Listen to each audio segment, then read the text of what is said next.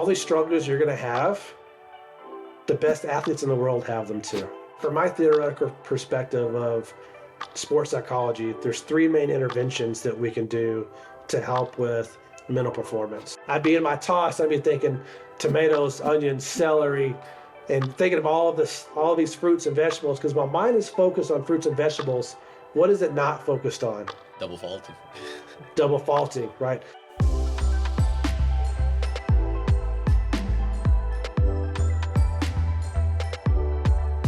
Hello, beautiful people of YouTube. Welcome back to another episode of Scratch to Scratch, where I try to go from completely nothing, scratch, to try to be a scratch golfer, the ultimate goal in this channel. And so far on this channel, we have been grinding day and night, meeting with the greatest coaches in the world to try to get better, grinding at the range until my hands bleed, and trying to get the lowest scores possible until I actually get this goal of becoming scratch. But today we are back with Dr. Cody Commander, a mental health specialist and the mental health officer for the USA Olympic team when they were back in Tokyo. And with these sessions and once in the future, we are going to be grinding away on the mental side of things in golf. Those things that are basically blocking you from scoring the lowest scores you can do possible. And also on top of all that, you're going to learn a little bit about me off the course. And hopefully you like that. It's basically my therapy sessions online for all of you guys. Like I said, full transparency on this channel. So without wasting time, let's get into it. Welcome back to the channel. I'm excited to get this session underway. I'm excited too. Yeah, so usually where I pick up, we're on session 3. So now it's about seeing what you've been able to retain and if you've been able to practice any of that. And if not, that's okay too. I know life sometimes happens and interferes with things, but just want to do a quick check and a little bit about what we talked about last time, right? We talked about expectations and making sure that our expectations are consistent with our abilities. Otherwise, if it's too high, we live in frustration.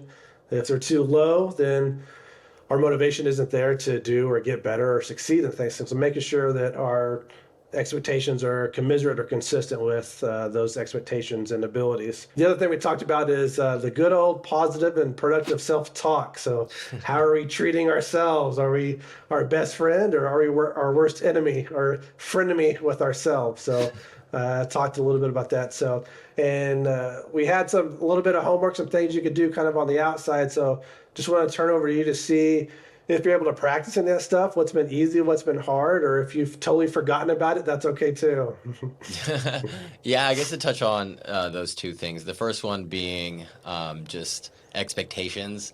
That's something I'm definitely getting more used to because I'm just like, oh, I should easily be a scratch golfer. I got to get to this thing now.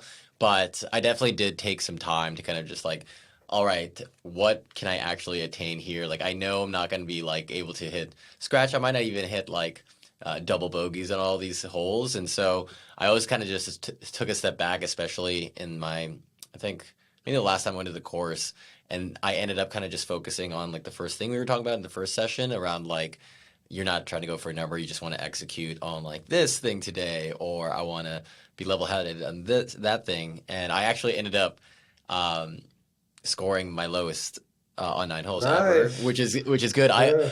I almost actually got a hole in one, and then I missed the 2-foot putt and ended up with a par. And I was like, oh my god, it happens. Yeah, Derek, if you're watching, I'm sorry for being horrible at putting right now.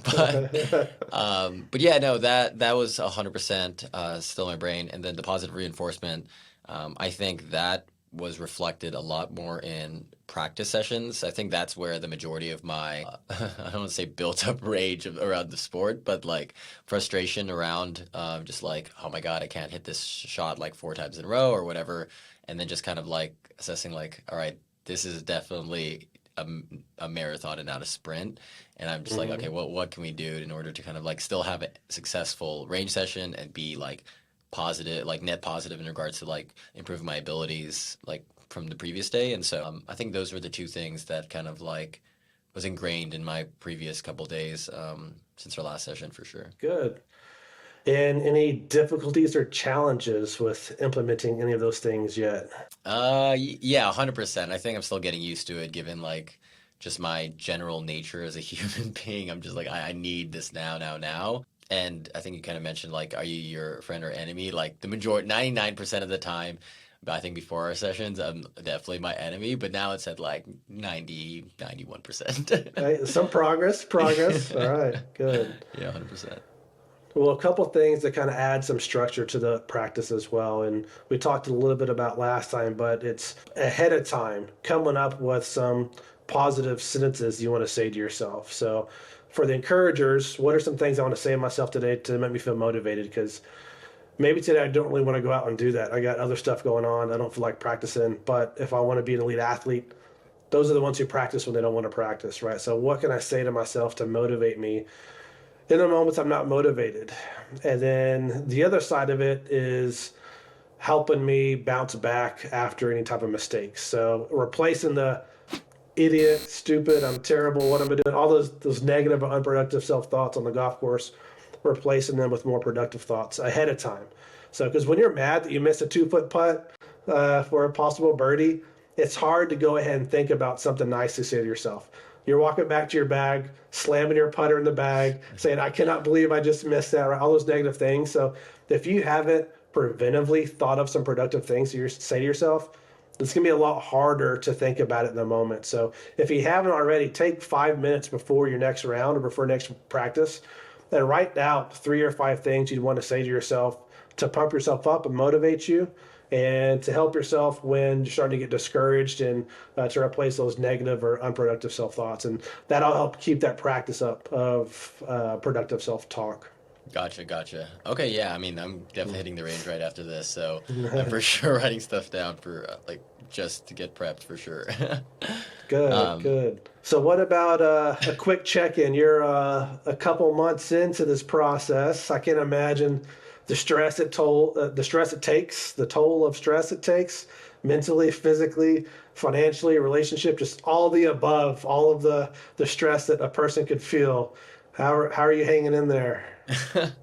yeah, I think, it's like right now, it's both like the mental and physical because I still obviously have my full-time job, working like 10 to 12 hours there before I'm hitting like any balls.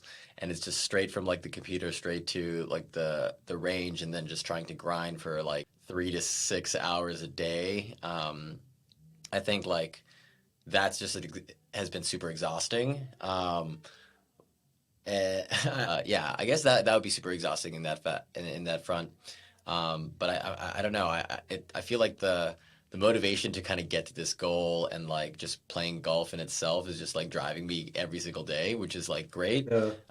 But yeah, there's definitely been like a massive toll in regards to like mental and physical exhaustion at times for sure. And how does that toll manifest in you? How do you know that it's taken a toll? I think it's just when I get home, I just collapse on the couch and fall asleep instantly. Is Yeah, probably yeah. the combination of all of it. But and then just rinse and repeat the next day. But that's kind of like my indication so far. Yeah, so the physical fatigue of it, right? And Yeah. I hear some coughs as well. How's the immune system? No, it's been good. I mean, even off the course, I'm still like a super healthy person. Just like on a very strict diet, basically trying to kind of equip my body to kind of go through this toll and just trying to follow actually like what some PGA pros kind of do. Similar to how I was back when I was playing basketball, just trying to like eat, work out, and all this stuff, just like how like a collegiate athlete would work. And so I think the combination of that has helped me, like, in order to be relatively healthy throughout this entire time. But yeah, I guess it's all kind of relative. And what about sleep? uh, so the funny thing about sleep is I think I know people say like, what is sleep? I don't even think I've slept before. But yeah, I think on average people sleep like 7, 8 hours a day. But I think for the last like 3 hours, even before I started this, I mean 3 years, um, before I even started this entire operation, I was on average just sleeping 5 to 6 hours. That was always like fine to me. Like I was like super energized after 5 to 6 hours. I don't drink any caffeine. And so I don't think sleep has been a problem at all. Like I'm like refreshed when I start the mornings. And yeah, I think it's been good. And I know you have a full-time job, so it can be challenging to take naps during the day, but any naps when you can? No, I don't think I've taken naps since I was like 14 years old. But Okay. yeah, no. I think it's just like wake up 5 a.m., start grinding at work for about 10, 12 hours, and then get to the range or a course or a lesson, and then that brings me out until like 9:30, and then I'm back home, get situated, Okay. do the YouTube stuff, hmm and then I fall asleep and kind of start it over.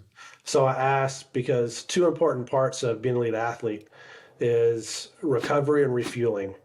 So you're going to be burning lots of calories working out, being an elite athlete. So you need to refuel your system and make sure that you're eating properly. Probably eating more than you would be if you weren't exercising and doing all of those things. And then recovery, making sure your body's having time to relax and recover. And that could be through sleep, it could be through athletic training, physical therapy, things like that too as well. But if 5, 6 hours of sleep was typical for you before this process, and now you're doing a lot more to your body, you may need a couple more hours of that as well. So how we know when physically we're taking a toll due to athletic performances or overtraining, one of the first things that can happen from more like a psychological perspective is changes in our diet or sleep. So our appetite may be go away from the average. So either I'm more hungry, I'm snacking more, I'm eating all those unhealthy foods to kind of help cope, or I'm restricting my food intake. I'm not hungry. I just don't feel hungry. I'm going to skip meals. Maybe I even forget to skip meals. I just don't feel hungry. So that can be one sign. Sleep is the other one. So if I'm sleeping more or less than my typical hour limit, so now I'm sleeping 10 hours a day and I still don't feel rested, or I'm sleeping 4 hours a day and I'm waking up every hour, or I can't fall asleep, or there's just that sleep disruption, whether it's sleep onset or in the middle, I can't stay asleep, or I'm waking up way before my alarm. But there's those disruptions that can also be a sign of overtraining or just high levels of stress, either due to training or due to life circumstances as well. So I want to make sure that you're refueling, recovering your body so that your body can produce all of the physical tasks that you're requiring of it on the golf course or outside the golf course or things like that. Gotcha, gotcha. I'm actually curious because obviously you worked with the Olympic team. Was it Tokyo? Which year was the one you worked in? The COVID games, yeah, Tokyo. COVID games. Yeah. So throughout that time, I would love to kind of hear your experience with like the athletes there, like what we were doing mainly with them in regards to recovery, in regards to like prepping them up, even your kind of day to day. I think that would be super interesting to kind of just learn about and then maybe even apply to things that I'm going to do. Yeah, for sure. Now, for the difference between them and you, not status of Olympic or non-athletic, but for them, I didn't get to them until we got to the game. So I wasn't work with them to prepare for the games. I went as a mental health officer. So my role was to manage any type of mental health crisis emergencies while we're at the game. So we're there for about a month. During that month, life happens. So people's have stress back home. There's life that just happens to families. There's stuff that happens at the games. You're away from home for the first time. Plus, COVID happened, and so that's significant added levels of stress. And just the protocols and procedures are all different. So, my job is just to manage all of that for the athletes. And for the most part, most people did pretty well. But for some people, it's challenging just to change in routine. And so, intervention wise, what I did with them that can be helpful for you is kind of taking that mental check of like, where am I? How high are my stress levels? And so one example I do is on a 1 to 100 scale, if 100 was the best you could feel emotionally and a 1 was the worst, where do you feel right now? So what is my today score? And then the second question is, okay, in the last 3 or 4 weeks or your time at the games, where's the highest and lowest it's been on that scale? So I'm wanting to see how are you feeling today, but then also what's that baseline that we're comparing it to? Where do you usually run? Are you usually at 50 and like life's just always kind of like not depressing, but just kind of monotonous, just the daily grind of it? Or am I generally pretty optimistic and pretty high and always pretty euthymic and running? So it's good to have that baseline to compare it to. So having that mental check is good. The next part is making sure people have developed coping skills to manage all the stressors. And whether that is sport specific, I have the competition tomorrow, I'm freaking out. I don't know what's going to happen after this, the consequences of it. And so I'm talking to them on how to navigate the emotional roller coasters that the games can provide, because it is a roller coaster. You go to opening ceremonies and it's just the most awesome thing you've ever been a part of. The energy is just so high. And then from that to like, oh crap, I got to compete today. Like you're going on a roller coaster. So just learning how to take that ride and make sure that you're using your coping skills to make sure that you're having proper emotion regulation kind of throughout that is helpful too. Then on the back end of it, after they've competed, not everyone is satisfied with how they performed. And so sometimes they're coming in to kind of de-stress, they're upset about it, or they're upset with coaches or players or other circumstances that were outside of their control that impacted the quality of their competition, their performance. And so I'm kind of talking to them to help manage that stress and where we go from here. There are other athletes that weren't able to compete because of positive COVID tests, and so that's devastating as well. You train for years upon years, and then you get to the games like, oh, you tested positive, so you have to sit this one out, secluded in a hotel all by yourself. You can't hang out with anybody or enjoy any of the environment that the games gives most other athletes, and so that can be devastating as well. So just kind of be an emotional support system for all those, and not just athletes but support staff as well. So if athletes aren't the only ones stressed, the support staff, everyone working the games are stressed as well. They're having to deal with the impact of COVID. They're also away from their family. They're having family stuff go on, and so just being a support system for all those involved was kind of my role there.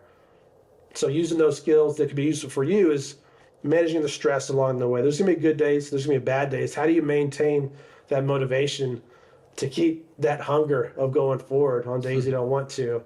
How do you be kind to yourself when you had a bad day, nothing worked out, the technology was terrible on sessions, YouTube didn't record, or whatever those complications that you may experience? And maybe you have none of those, and you'll be killing it on your side of it, but there's going to be stressors along the way. How are you managing those things? And then how are you making sure that you're maintaining proper health and wellness from a mental health perspective and a physical health perspective too? So when we get high levels of stress, that affects our immune systems.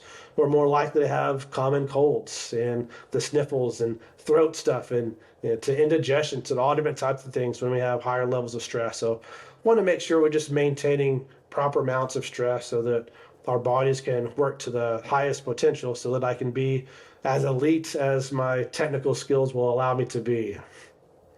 No, that's super interesting. My technical skills are definitely not that great yet, but I definitely can. You almost hit a hole in one. I mean, It was probably a combination of luck, the wind, and everything else, but no, no, that's super fascinating. I guess I'm also very curious out of that entire experience. That's first of all the whole experience of COVID. I think that was like a behemoth of a experience in itself. But what would you say like throughout that time was your like most memorable moment or experience when you're over there or over in the Olympics? yeah, and kind of like I mentioned, the opening ceremonies, that was the coolest thing. So just because we're in a village, and so it's just Olympic athletes, the Olympic athlete village, and so there's thousands of athletes and staff that are there, and the buses are there to take all the athletes from all the different countries, and everyone's wearing their formal wear, formal attire. And I think what was most I think what made that moment the best for me was before any competitions, or the majority of competitions, and so no one had anything to be sad about yet. No one had like performed poorly yet. So everyone's just on this euphoric high of the games, and I've never experienced any other energy like that. Of just like everyone is like in their best moment, and you're like, there's so much like static energy, like what's about to happen. Like this energy just feels awesome. Like the game's about to get started. Like I can't wait to see what happens this next month. And so that was probably the coolest experience. The other part is just walking around the village and seeing people from different cultures and stuff. And so I've always been fascinated with that. And I didn't know this until the games, but you get like Olympic pins to wear, like you get USA pins. And the tradition is you go to other Olympic athletes or staff and you trade pins from their countries. And so that was pretty neat, getting to talk to other countries and like trade USA pins for Jamaica or Thailand or just other different countries and stuff like that. And so that was kind of cool, getting to like just talk to other countries and hear a little bit from their cultures and trade pins and stuff like that. So that was kind of a cool experience as well. Cool, cool. Yeah, I mean, that's definitely digressing away from our combo, but like I'm super fascinated in hearing all that stuff. So thanks for sharing for sure. That's awesome. So the other thing I think is important for you to realize too is all these struggles you're going to have, the best athletes in the world have them too. So I say that to normalize it for you that if we have Olympic athletes that their mental skills or their mental health negatively impacts their abilities to perform well, to withdraw from a competition or to do not do well in a competition, if it affects them, how can it not affect us regular people who aren't Olympic athletes who we're trying to achieve and get better too? So we need to have some gratitude, some self empathy, and some compassion for ourselves as we're going through this process. And even though our goals are really high, recognizing that we need some self compassion to help keep pushing us along the way instead of tearing ourselves down. Yeah, no, 100%. I feel like that's like the constant battle for me. It's like, even though, yeah, I'm just like, oh, I'm just kind of doing this for my own, I guess, goal and like wanting to hit these thresholds. Like, I never kind of like, I guess, sit back and just like, all right, like, you got to relax. Like, it's, I guess it's Mm-hmm. not super serious at times, but I kind of just put myself under so much stress under a microscope on myself that it sometimes can get to that level. Mm-hmm. Yeah. So where are you on the 100 to 10 scale, 1 to 100 scale today? Today, I would say I'm at like 75, 80. Um, I think, I still have like, I'm always gonna have this drive to kind of want to get like really, really good at this game. But obviously there's ups and downs and, throughout the past couple days and weeks, I'm just like still trying to figure out my swing and I just can't like seem to get it in a sense. Like I'm like, oh, like I just need to get better. And it's at times I feel like I'm like taking like 3 steps back and I'm like, oh my God, everything that I just thought I knew how to do, I've just thrown out the window and like I'm like scoring worse. Um, and go to the range, can't hit like a 7 iron, 6 iron, whatever it may be. And so that's kind of like the things that's kind of bringing me down right now, because it is a grind. And in my mind, I'm just like, why can't I get this? Like, it seems like I just need to do this thing. And I'm like seeing what the correct solution is. Like, oh, do this, this, this. And then I'm just not being able to replicate it or, consistently do it. Is very frustrating, I think, at times.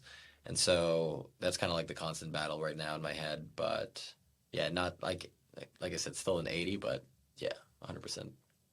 So kind of the struggle of this should be easy. I did this yesterday. How come I can't do it today? Like this is what I need to be doing, but it's just not being able to produce that, right? Yeah, yeah, 100%. That Yeah. and just like I know the solution, but I can't do the solution, which is like in the back of my head, like, am I not good enough? Am I ever gonna get there? And it's funny because like when I was playing basketball, like like super competitively, like I also had those thoughts, and I eventually got to the point where I'm like, oh, okay, I could do that, that, that. But like now I'm back to like square one with a new sport, and I'm still like thinking, oh man, I don't know if I can do that. But I always kind of just tell myself like, all right, let's just think what was 14, 15-year-old Jerome when he was playing basketball. He eventually got through it and eventually got to be able to do that certain thing, and so that's always kind of just lingering in like the back of my mind. Yep. But like right now, it's still difficult. So what you just did, that skill of what would 15-year-old Jerome say, that's what we call a reframe. And so um, from my theoretical perspective of sports psychology, there's three main interventions that we can do to help with mental performance. And so one is reprocessing the information. Two is distracting ourselves from the stressor. Or three is learning acceptance, learning how to accept whatever is happening. For you, that reprocessing is what you just did. And the specific technique under reprocessing is called a cognitive reframe. I'm reframing that thought, that perception from a negative to a positive. Okay. And that's a very important skill. Kind of like I told you in our first session, you probably do some of these techniques already. I'm just going to highlight them and then make you do them more, right? So I'm highlighting that. That's called a cognitive reframe. I want you to do it more. And so what I mean by that is if the negative thought is, why am I not getting it right now? We need to have 3 to 5 reframes to counter argue that negative thought. So as you were saying that, I was already doing reframes in my mind. And so one of the ones I came up with was, how perfect is it that golf is a struggle to where you can't be perfect at it? Like, that's the beauty of golf to begin with, is you can have the same yardage, everything's exactly the same, your swing's the same, and you get 2 drastically different outcomes. Like, it's never exactly the same. And that's really why people love golf, is because it's so hard. And so when you hit that good shot that you almost hit a hole of one, it feels so much better because you recognize how difficult it is on all of the other times. Does that make sense? Yeah, no, 100%, 100%. So the beauty of golf isn't in the good shots that you hit. It's how difficult and challenging it has been to replicate those good shots, those good performances. What makes golf so great is that not everybody can come out here and do it exactly the same every single day. That's why we don't have 10 million pro golfers out there. It's difficult to do. And that's the beauty of golf. So, right now, as much as this sucks, I'm in the beauty part of golf. And this is why I want to be here. This is the challenge now. Okay, now give me another ball. Let's see if I can hit this one better. Now there's a challenge to it. Like, now I'm playing against what golf is. I'm playing against the hardships that golf naturally gives. Yeah, no, no, 100%. I mean, that was the beauty in basketball too. For me, it was just like, um, it was a lot more satisfying when, I got cut off like the freshman team, the JV team, and then I finally made the varsity team because, I'm just like grinding, grinding, grinding every day. And then I become like the MVP of the league, MVP of the team, bring the team to like all this stuff. And so I think if I didn't go through those first 2 years and like grinded and struggled like that placement and being varsity like later down the road and becoming like a little bit better was like would not have been more satisfying. And so yeah, similarly in golf, I think that's kind of yeah my mindset at this point as well for sure. So let's try to come up with another reframe to the thought, I should have this by now. What's another reframe that argues against why you should have it right now? Why I should have it? Yeah, what's a counter argument to that? I'm not sure. I mean, like, what do you mean by that? So the thought is, I should have this by now, Hmm. right? And Yeah, whatever skill it is, maybe it's a putt or whatever your thing specifically. How can we prove that to be untrue? That thought. that like probably like athletes didn't get like right away. I'm not 100%. Yeah. No, keep going with that. You're I, right. I Keep was keep just, saying yeah. that. I think this kind of resonated when I was talking to one of my coaches. He was just like, when we were putting and like practicing putting, and I'm like, oh my God, I can't believe I'm not making a 6 foot putt. And then he would like say the percentages of like PGA pros making 6 foot putts are not even like that high. And so Yeah. I think that was like a good frame of reference for me. I was just like, oh, like, yeah, I'm just like a guy who just started like a month and a half ago, 2 months. And Yep. so that's probably why. That, that's a good reframe. And maybe a better reframe on that same line of logic is, compared to most golfers who are 2 months in, how Yeah. much better are you than them? Yeah. That's I Probably, probably a lot, right? yeah, that's so funny because that's again something that I can't get over like right now, I guess, or I'm struggling because like yeah, I was putting for example, and I was like doing this like getting it through and hitting it straight, but like it would like I wasn't reading the green properly, and like my coach was like, I'm not a big hurrah hurrah person, but for someone who's 2 months in, this is pretty good. But I'm like, I didn't even realize the good. I'm like, no, the ball missed. Like, Mm-hmm. and then so Mm-hmm. he's like, you just gotta kind of like step back sometimes, like, but we're doing some positives. That's a good thing. Reading the green, we're gonna tackle it again like later, but don't worry too much about it. But for me, it's just like, no, I need it now. Like, this needs to be perfect. But it's a constant struggle.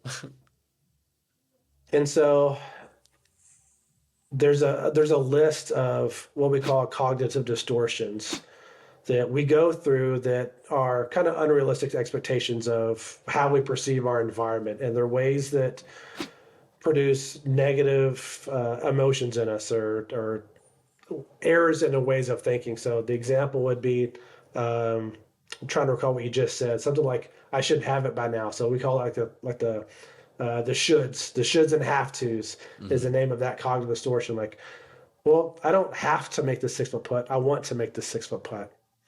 And the reason why that's so important is because the amount of pressure that naturally goes away from changing the wording, I have to make this putt, to I want to make this putt, just dramatically decreases that stress that we have. And we know that if I play with less stress, I'm going to be better no matter what task I'm trying to do, right? So for all athletes, if my stress is lower, I'm going to produce better outcomes in performance, right? So being able to just switch that language is really beneficial. Another one that's common that I haven't heard from you, but I would assume that I would if I kept asking some of the negative thoughts just because it's so common, is the one where we kind of foresee something bad happening. So the what ifs. What if I do this? What if I don't make this putt? What if I think I've ever seen one of the videos, like there are cars driving behind you, and you're having problems hitting it off the tee box. Like you referenced that it was distracting, that you're worried that there are cars being there.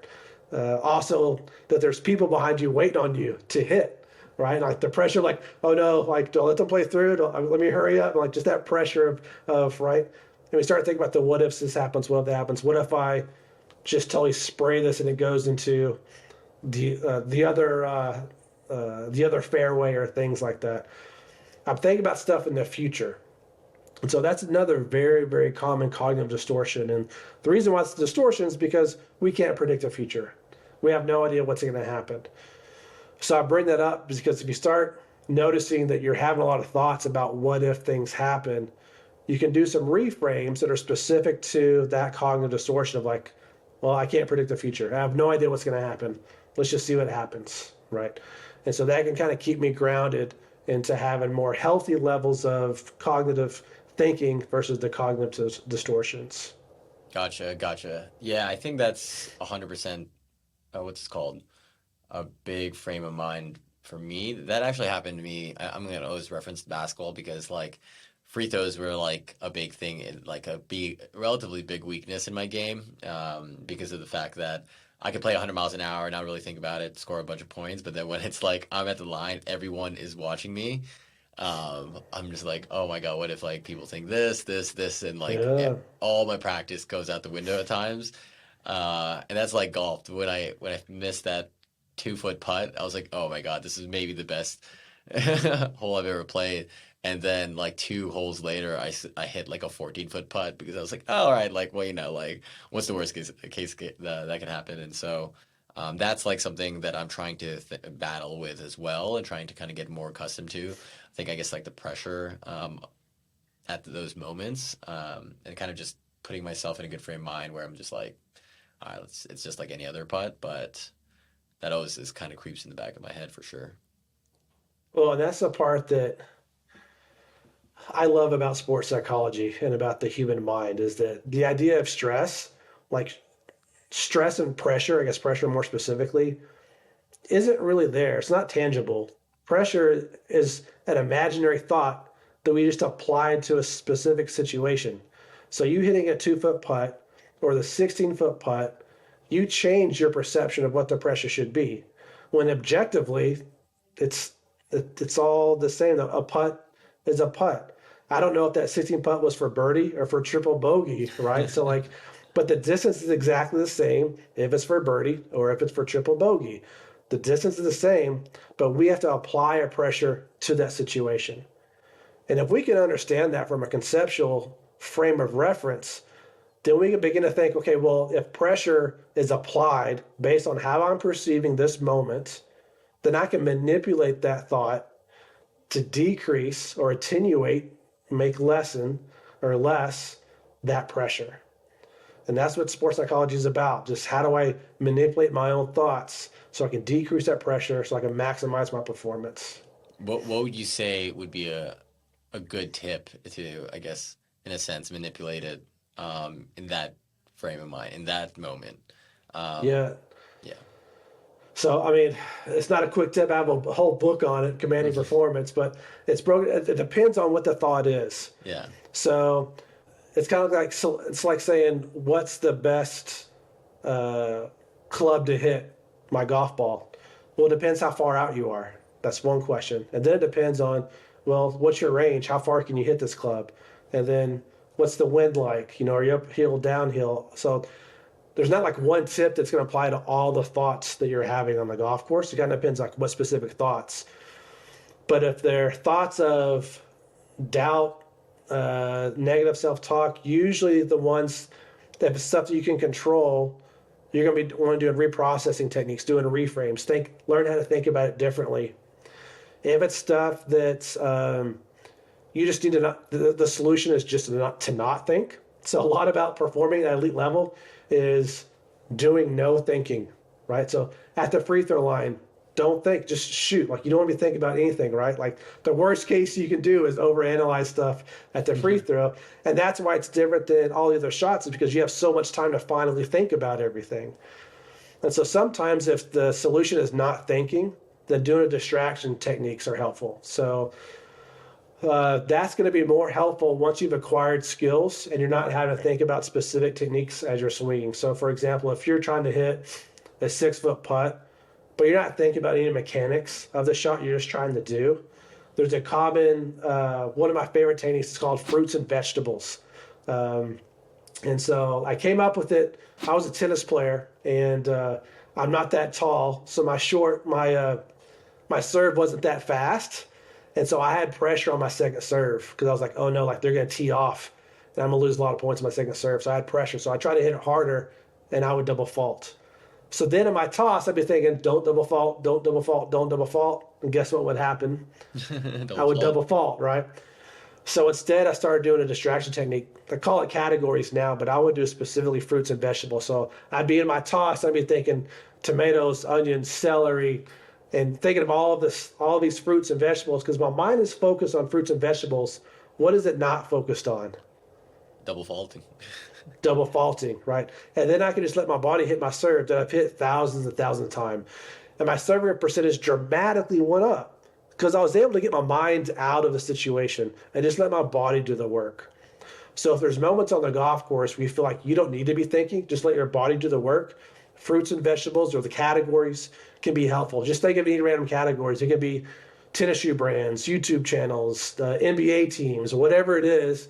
Get that mind racing. So it's distracting yourself from the distressing thought to something else that's more pleasurable so that your body can just do the work. Man, I wish you were telling me this when I was in high school. My free throw percentage could have been like in the 90%. Mm-hmm. But no, that's actually a great tip. Because at times it's hard for me to kind of just like, as a person who overanalyzes literally everything about my entire life, it's like hard to like turn my brain off. Even like right before I'm sleeping, I'm like constantly thinking about like the million things that I could do tomorrow, yesterday, all that stuff. And so I think taking that tip of just like trying to see if that also works would be, yeah, Mm-hmm. probably a good next step. Yeah, yeah, for sure. So practice that one this week or the next couple of weeks as well. So add that to the homework list. So we have trying the categories. It can be fruits and vegetables or whatever categories you want. And then making that list, if you haven't already, of the productive self-talks statements. So to help you whenever you make mistakes, but also ahead of time to help you stay motivated through the times that motivation could be hard to find. Cool. Yeah, 100% down. Writing it all in. I'm gonna do my homework for Right. sure. That's awesome. That's Good, awesome to hear. good.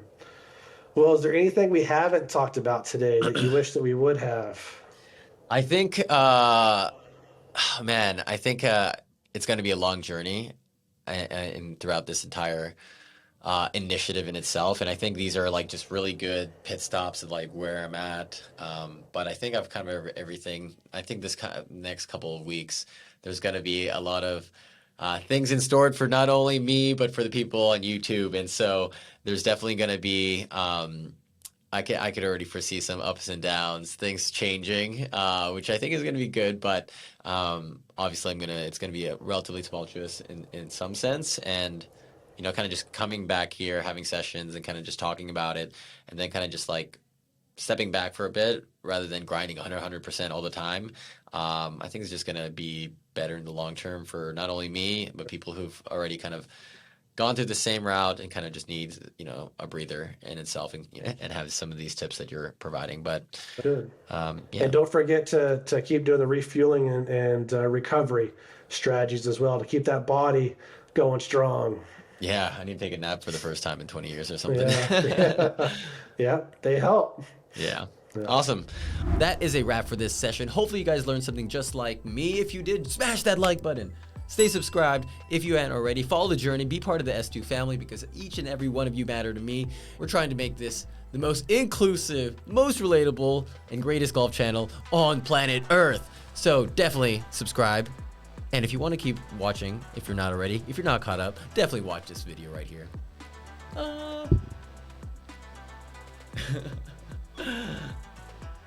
All right. See you guys later.